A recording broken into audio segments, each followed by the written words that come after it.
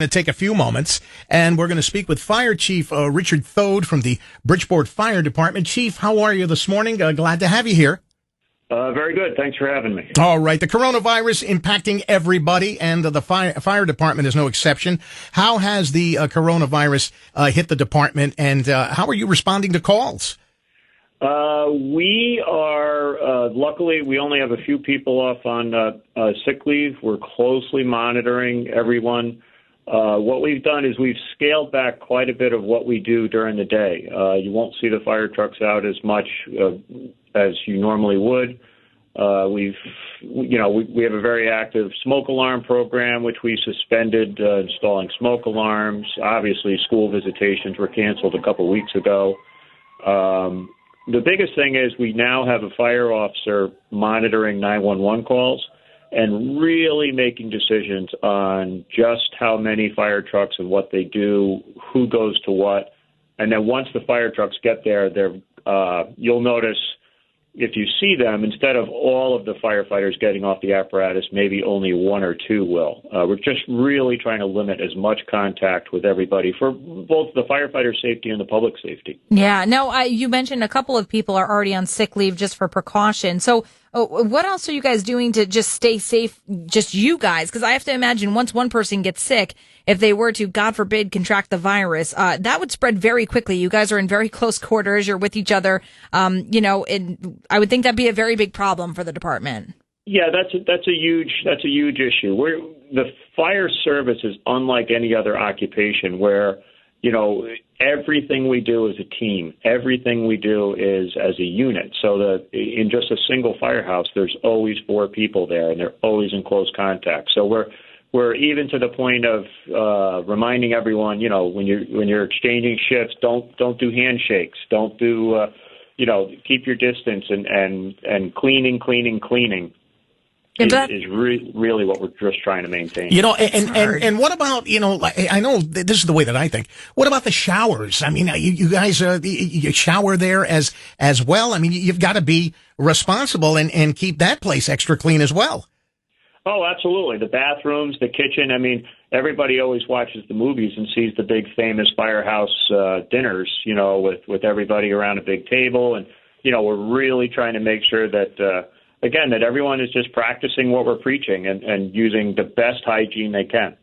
Yeah, and it's hard because, when you work at the fire department, I would, just from doing so many stories, either with you guys or other local departments, it's kind of like you guys are basically like family. It's very weird to not be able to hug or shake hands or anything like that. I've got to imagine that has been kind of a weird shift for you guys, no? Oh, absolutely. Absolutely. This is one big family. I mean, we just had St. Patrick's Day come and go. St. Patrick's Day marks an anniversary of a line of duty death we had several years ago. And, it's no secret that's a big day in the fire service. And to not have it, it's surreal, some of the things that are going on. But we're not alone. We're speaking with Fire Chief Richard Thode, Bridgeport Fire Department. The kids are home. Families are juggling a lot at home. Are you seeing any changes in emergency calls or fires with all of this happening? Not fires. We're certainly going to less things like automatic alarms and things like that, just because nobody's at businesses to, we go to calls like that Monday through Friday, burnt popcorn or toast in an office and things like that set off smoke alarms. We're just not doing those calls because everybody's just kind of hunkered down in place.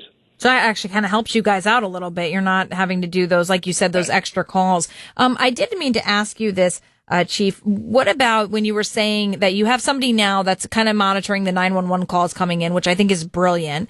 But what are some of the calls that, are for sure, no question, we're sending a crew out there, besides, fires, what are some of the things, just so folks at home know, when they're making these 911 calls, is this really an emergency or is this just something that we're kind of complaining about? Can you differentiate what are the calls you guys are still making a priority and some that you're maybe not going to get to right now? Well, when you call 911, and this was always, even before all this happened, when you call 911, they do a process called EMD, Emergency Medical Dispatch, where they ask a series of questions. And as you're answering the questions, it kind of filters it towards what kind of response, whether paramedics respond or just a regular ambulance, whether a fire crew also responds, rendering first aid, things like that. So that was always going on. And then in the advent of this, we put another layer of filtering and questioning. The EMD will ask, do you have flu-like symptoms? Has anyone in the family been sick? Things of that nature.